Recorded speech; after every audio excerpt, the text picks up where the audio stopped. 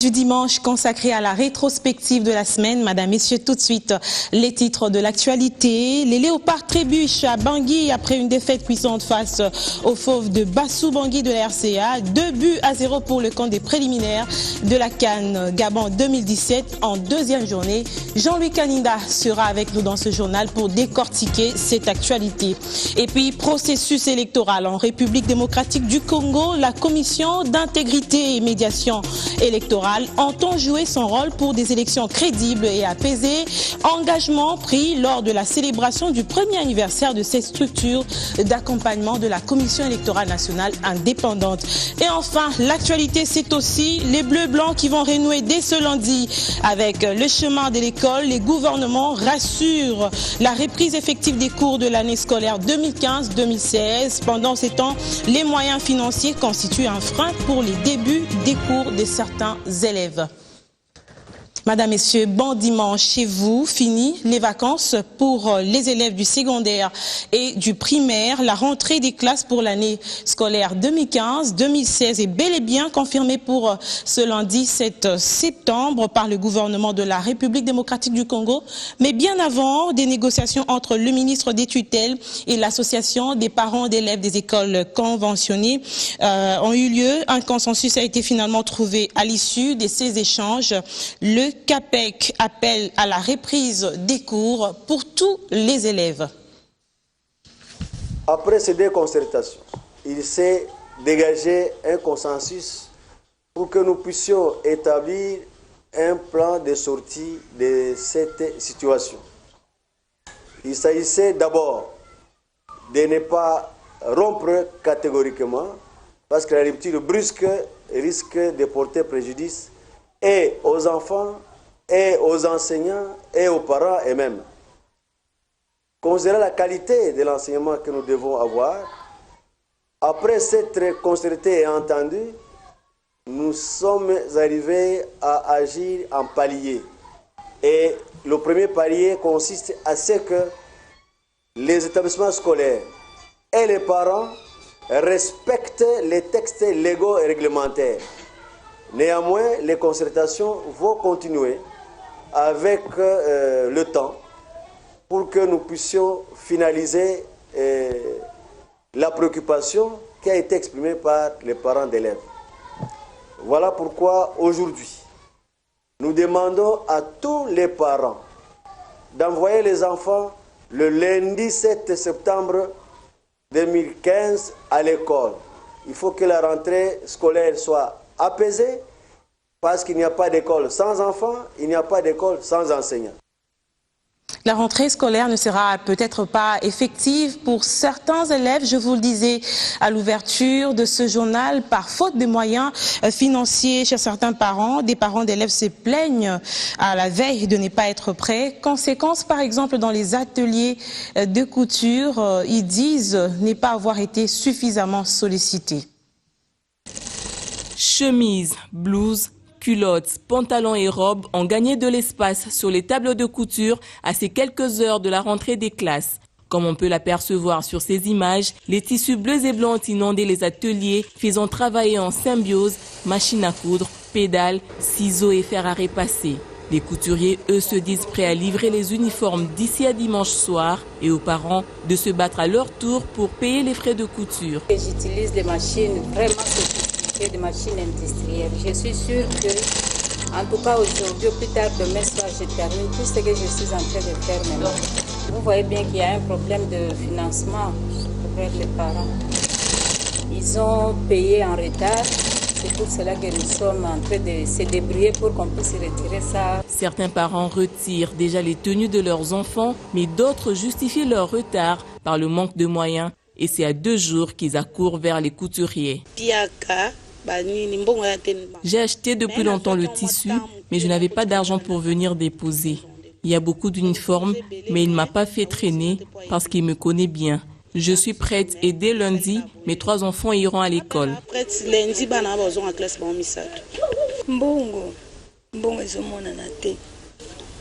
Côté capé et comme passe.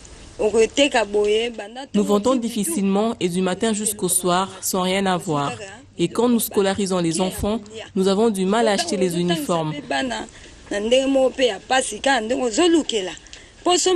Voilà pourquoi je suis venue aujourd'hui et je vais patienter. Il va travailler nuitamment pour finir les uniformes de mes enfants.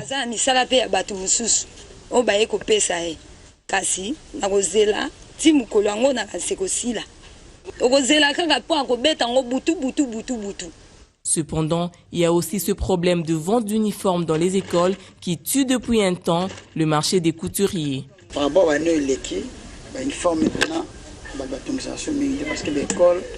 Par rapport aux années antérieures, les marchés ne sont plus rentables à cause des écoles qui vendent plus cher et des mauvais tissus. Nous vendons l'ensemble à 15 000 et les écoles à 30 voire 40 $ et des mauvais tissus.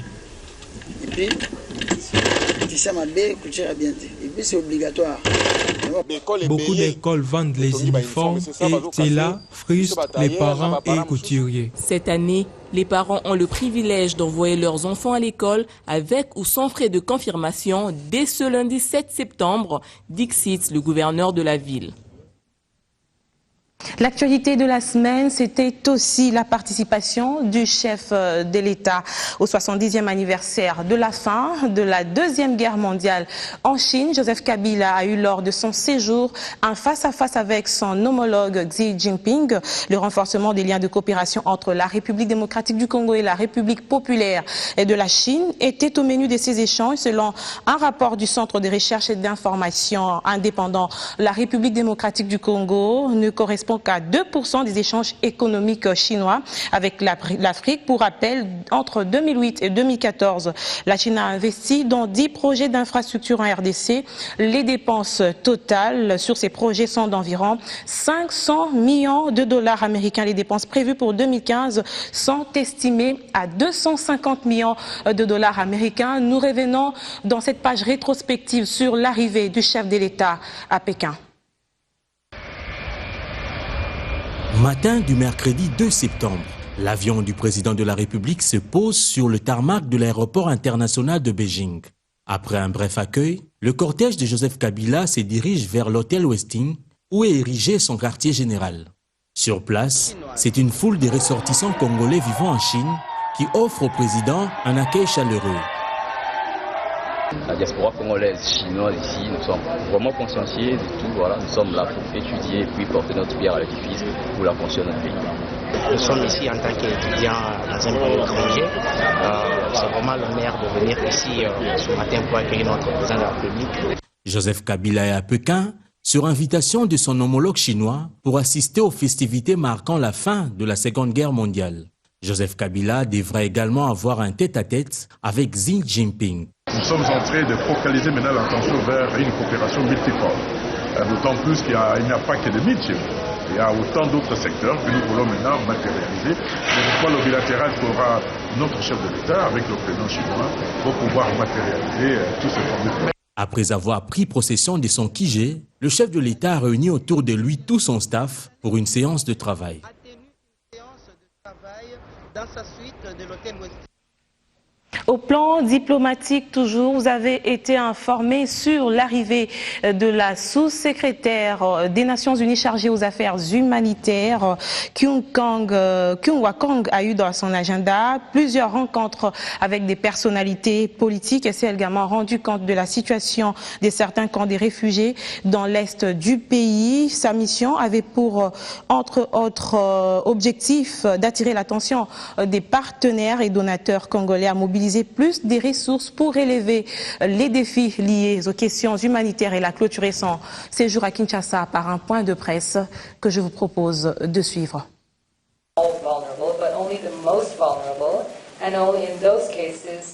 Ma visite ici en RDC est donc vise à remettre l'attention, remettre le focus sur la RDC qui demeure une des crises les plus graves. Afin de mettre l'attention sur des besoins humanitaires qui sont encore aigus. L'attention et le soutien que nous avons reçu par le passé n'est plus le même. Cette attention se traduit à travers le financement.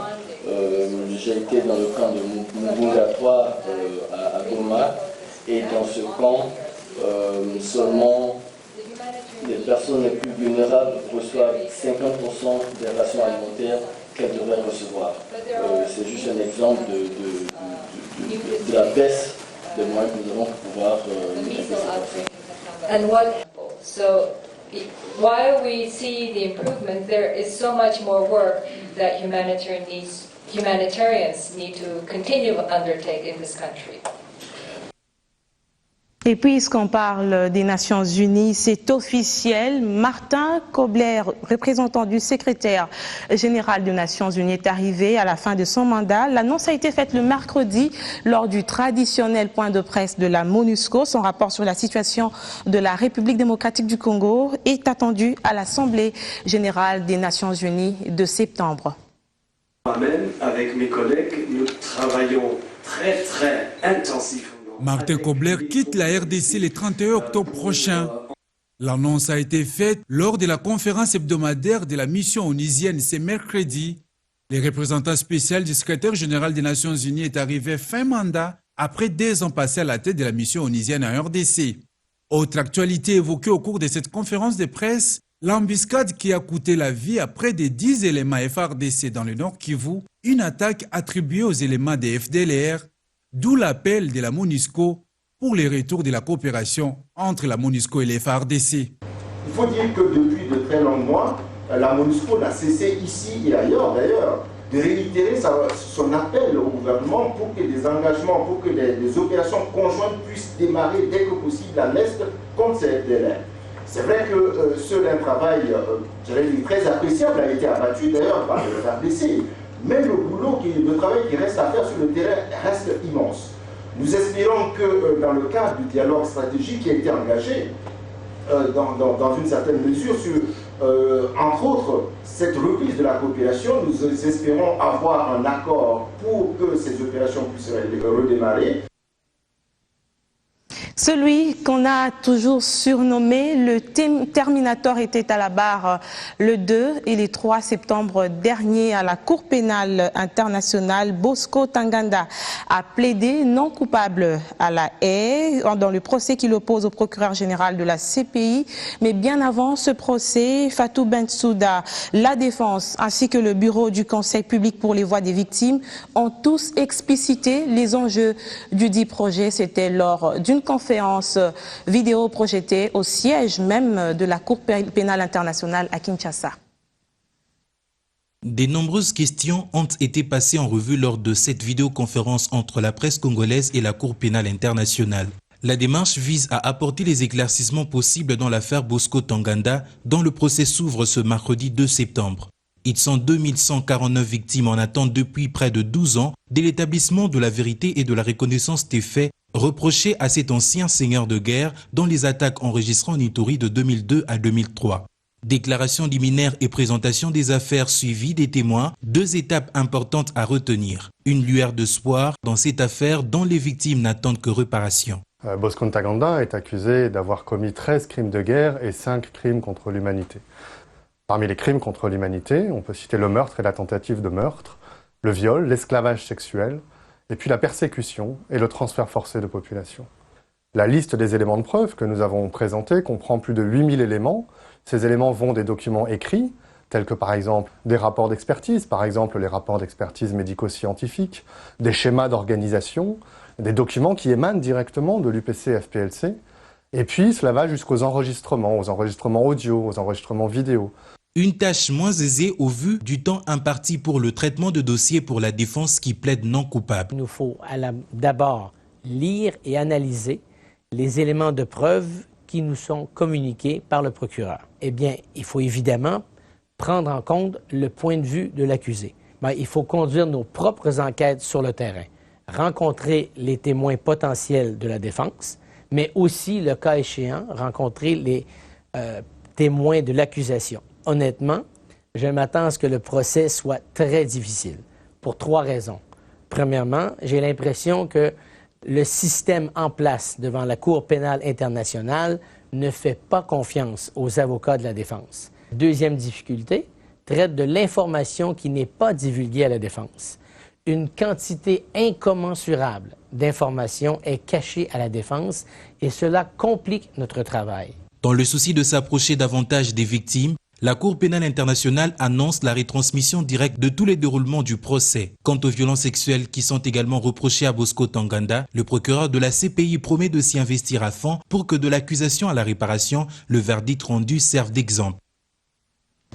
De la justice internationale à la justice sociale, avec cette crise à la fonction publique, visiblement, syndicats et gouvernements n'émettent pas la même longueur d'onde sur la réforme amorcée par les gouvernements. Et face à cette situation, la réaction du ministre des tutelles ne s'est fait pas attendre. Le ministre appelle les syndicalistes à la raison. De retour des vacances, Jean-Claude Kibala est passé ce jour à l'offensive pour dissuader tout malentendu entre son ministère et les syndicalistes de l'intersyndicale nationale de l'administration publique. Pomme de discorde, la note circulaire du ministre est sur l'organisation du concours ou de promotion en grade pour les agents et cadres de l'administration publique aux différents postes jugés vacants par l'employeur national. Jean-Claude a donc fait une sorte de mise au point sur ce dossier. Le statut est clair. Donc il faut organiser des concours. Et comme on organise des concours pour occuper des postes bien précis, avec un profil bien précis, l'ordonnance qui fixe le cadre organique et qui définit le profil de chaque agent à chaque niveau, il dit exactement que l'attaché de bureau de première classe doit être un licencié. Donc en réalité, chaque agent au poste qu'il occupe, s'il lit ces documents, il doit se poser la question, est-ce que vraiment, moi j'ai rempli le profil qui est indiqué dans cette ordonnance? Mais on viole cette ordonnance tous les jours parce que la majorité des agents, si vous les demandez de vérifier exactement s'ils remplissent les conditions fixées par cette ordonnance, la majorité vont vous dire qu'ils ne remplissent pas. 5000 candidats ont postulé à en croire le ministre pour les 980 postes à vacances. Une action qui favorise le rajeunissement de cet appareil de l'État. Les 5000 agents-là ont aussi de droits. Et ils sont dans leurs droits conformément au statut. De participer à ces concours et d'avoir la chance d'être promus à des grades supérieurs et d'être confirmés par une ordonnance du chef de l'État. Parce qu'ils ont mérité. Ces agents ont aussi des droits. Et je pense que ces agents ont aussi le droit de manifester. Pour Jean-Claude Kibala, le dialogue social reste un remède très efficace pour endiguer toute difficulté et de faire progresser sa structure pour le bénéfice de tous. Processus électoral maintenant avec cet engagement de la commission d'intégrité et médiation électorale qui entend jouer son rôle pour des élections crédibles et apaisées. Ils l'ont dit lors de la célébration du premier anniversaire de cette structure, une commémoration placée sous le signe d'interpellation du peuple dans les buts de participer dans la quête de la paix sociale. La CIMI a pour objectif, je vous rappelle, de contribuer à l'émergence en République démocratique du Congo d'une culture démocratique qui privilégie les élections libres, transparentes et apaisées comme seule voie pour la conquête du pouvoir et vecteur de la légitimité. Fêter cet anniversaire sous le signe de la prière d'abord, sous le signe de la responsabilité et sous le signe de la maturité également pour le peuple congolais. Pourquoi? Parce que il y a eu le processus électoral en 2006 et en 2011. Et pour ce processus électoral, je crois qu'il faut s'engager vers la maturité. En réalité, c'est une grande interpellation que nous lançons en direction du peuple congolais. Chacun, là où il se trouve, en ce qui les concerne, que doit-il faire pour qu'il y ait la paix dans notre pays? Parce que sans la paix, il n'y a pas de développement. C'est donc un grand moment d'interpellation au quotidien. Vous vous levez le matin, qu'est-ce que vous devez faire pour qu'il y ait la paix dans votre famille, dans votre quartier, dans votre lieu de service et aussi dans notre pays? Nous voulons lancer cette campagne pour que tout le monde soit mobilisé en faveur de la paix. On rapporte toujours avec les élections, les femmes se rangent en ordre utile avec une forte sensibilisation électorale menée auprès des femmes dans la province de Goma, dans la ville de Goma, allais-je dire, par l'ONG internationale dénommée International Republic Institute, IRI. Et ces femmes ont été invitées à une participation active aux élections lors de ces échanges. Nous avons choisi de sensibiliser les femmes du marché parce que ce programme est dédié aux femmes, pas seulement les femmes du marché, aux femmes de toute la République démocratique du Congo. Et donc, il est pour nous important de pouvoir parler à toutes les femmes, pas seulement aux femmes qui ont pu se rendre à notre conférence hier, mais aussi aux femmes qui travaillent et qui ne peuvent pas abandonner leur travail pour pouvoir se rendre à notre conférence. Après cette sensibilisation, nous avons d'autres programmes que nous allons mettre en place, que nous mettons déjà en place. Nous allons continuer à travailler avec le caucus des femmes de l'Assemblée nationale, toujours en faveur des femmes, et aussi avec la collaboration de la FEC, nous allons continuer à mobiliser et à sensibiliser les femmes. J'aimerais dire à toutes les femmes de la République démocratique du Congo qu'aujourd'hui, nous sommes dans un pays démocratique. Et la démocratie, ça prend du temps à se mettre en place. Et c'est avec nous que cette démocratie doit se mettre en place, nous les femmes de ce pays. Nous avons aussi notre place, nous avons notre importance et notre voix compte. Donc, maman, allez voter pour nous les femmes, allez voter aussi pour les hommes, votez pour la personne que vous jugez capable. Pas parce que c'est une femme, pas parce que c'est un homme, mais pour la personne que vous jugez capable. D'actualité, c'est aussi le sport comme annoncé au sommaire avec cette défaite des Léopards face à la République centrafricaine. On va décortiquer cette actualité sportive tout à l'heure avec Jean-Louis Kaninda, expert maison sur le sport.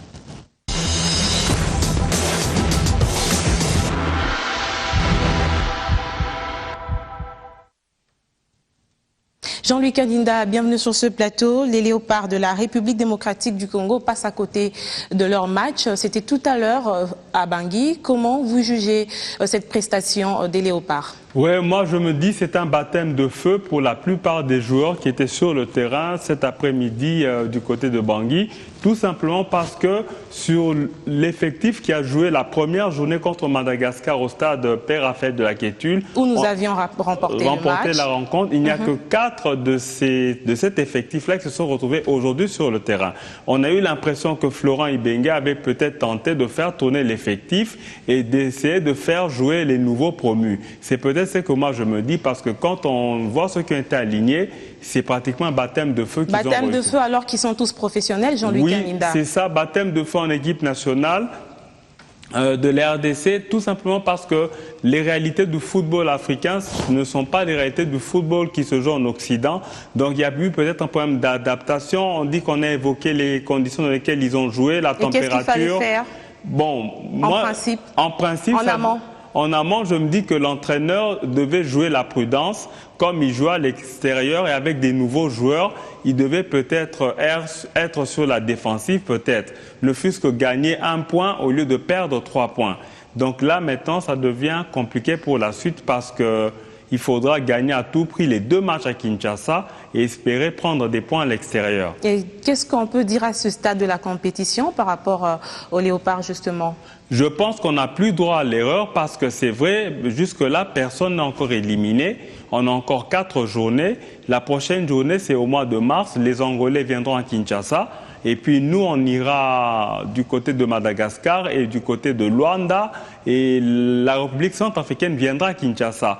Donc l'entraîneur, c'est lui qui dirige son équipe. Je sais que le monde entier envie les footballeurs congolais parce que tout le monde aimerait avoir ces joueurs-là dans leurs équipes, même en Europe, tout le monde le sait. Mais on doit jouer à la prudence, on doit avoir un effet. Florent Ibenga, justement, jouer à la séduction de ces professionnels qui jouent ailleurs pour venir prester au Congo. Ça serait le contraire par rapport au match d'aujourd'hui, les attentes ou les résultats. Bon, en fait, la séduction, mais moi je retiens parce que même dans les images que nous avons eues après leur arrivée à l'aéroport de Njili, il y a Jacques Magoma particulièrement qui lui devait remplacer Cédric Makiadi qui a pris sa retraite internationale. Il avait dit que ça ne sera pas facile parce que même l'équipe de RCA a des professionnels qui évoluent au haut niveau partout en Europe. Je cite par exemple Kondogbia, leur attaquant. Lui, il évolue à Monaco et l'année passée, ils ont battu Arsenal en Ligue des Champions. Et à quand le prochain rendez-vous par rapport à la CAN Gabon 2017 pour les Léopards? Au mois de mars, donc les Angolais, les Palanca Negra viendront à Kinshasa. Et là, je pense Quels sont les pronostics selon vous? Bon, en tant que Congolais, je dis qu'on va gagner, mais cette fois-ci, on doit être prudent. On avait le même espoir avant le match. Oui, on avait le même espoir, mais ils ont un peu déçu. Ils ont déçu. Mais je pense que comme ce sont des léopards blessés, ils auront la rage de vaincre en mars face à l'Angola. Merci Jean-Louis Kaninda pour ces précisions de sport. Merci Fezamika.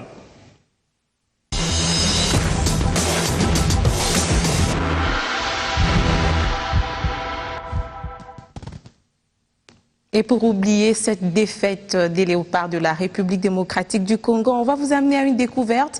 Il s'agit du marché de la liberté. 12 ans après son ouverture, la salubrité et la sécurité restent le maître mot de ce centre d'approvisionnement situé dans la partie est de la République démocratique du Congo. Suivez.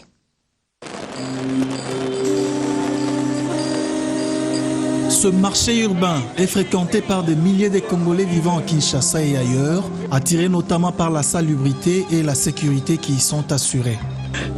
À bien observer les milieux qui nous abritent, on ne peut que se sentir à l'aise. Même quand il pleut, nous sommes dans l'abri. Merci à l'autorité pour cette œuvre. Le marché de la liberté est organisé de telle manière qu'au sein du marché, on a créé un service de l'assainissement et salubrité. C'est tout à fait normal que la gestion des déchets soit notre ami, s'il faut le dire ainsi. Nous nous occupons de cette gestion. Les vendeurs à leur tour participent à ce travail en donnant 100 francs journalièrement. Avec ses 21 pavillons, un vaste parking, un salon d'écoliers ponctuel, le marché de la liberté est une véritable source de revenus qui contribue depuis plus d'une décennie au développement socio-économique des foyers des vendeurs. Mosé Laurent Désiré Kabila a érigé le marché de la liberté pour nous qui sommes de la Tchang. Je suis un blessé de guerre démobilisé. C'est grâce à cette activité que je paye les études de mes enfants.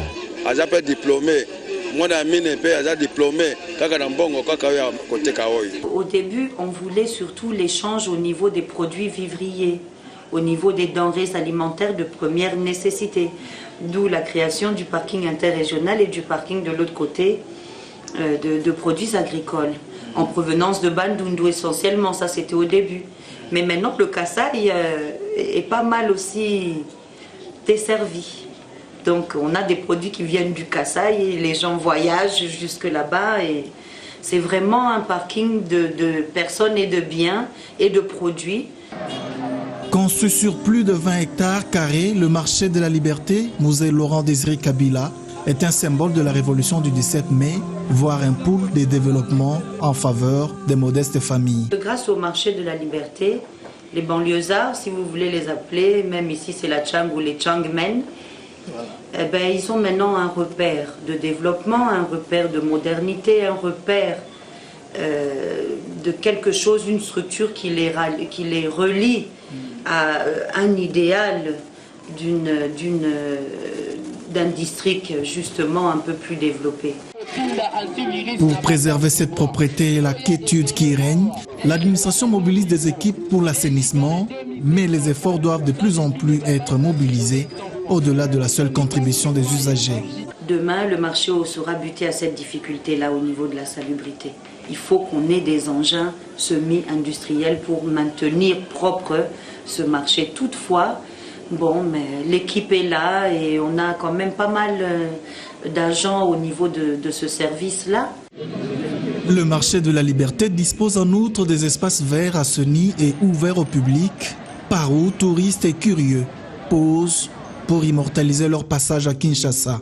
Aujourd'hui, quand vous allez dans les provinces avoisinantes, même plus loin, même en Europe, il y a des diasporas qui ont des photos chez eux prises au marché de la liberté. Initiative de Mosé Laurent Désiré Kabila, le marché de la liberté bat le record des trophées et prix d'excellence qui démontre la qualité d'une gestion qui fait l'unanimité.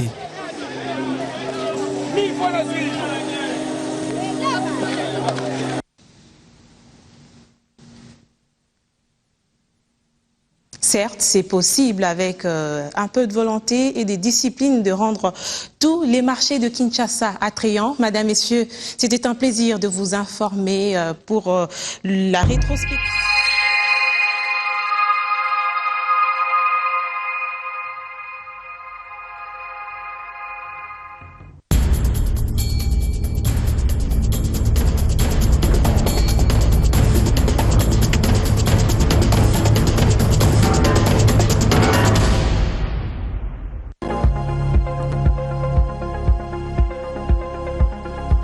Grâce à ces appareils de dernière génération, le Centre international de diagnostic de Kinshasa offre aux patients les meilleurs diagnostics. Scanner, IRM, mammographie, échographie ou panoramique dentaire, le CID offre une gamme complète d'examens en imagerie et biologie médicale. Nos médecins et notre personnel sont à votre écoute pour prodiguer les meilleurs examens sans délai d'attente et dans une hygiène irréprochable. Le CID est situé au croisement de Tumbalbaye, 32 avenue Baron Jacques, au cœur de Kinshasa.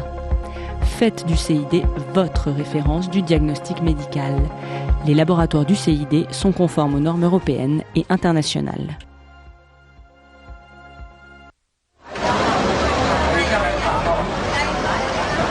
Mais bon, papa, tonton, monsieur. What is the toe? 听不懂，他说什么意思？我听不懂。 Reste, 已经给你钱了， reste 给你pas. 500。 No chinois. You speak français or English? 什么意思？说什么意思？听不懂。我500块已经给你了，说什么？啊？500块已经钱给你。Ah mais na samwe.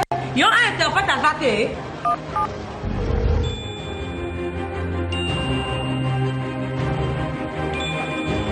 Allô? Allô? Allô? Allô? Mado? Nga Justine. Yango mbongo o chaki combien? Allô? Mamé! Téléphone est cassé. Hey! Tous les jours, Eurobank vous apporte des solutions pour vous simplifier la vie. Avec la China Card Union Pay d'Eurobank, faites vos achats en Chine sans inquiétude. Avec un tarif défiant toute concurrence. Demandez votre carte dans votre agence la plus proche.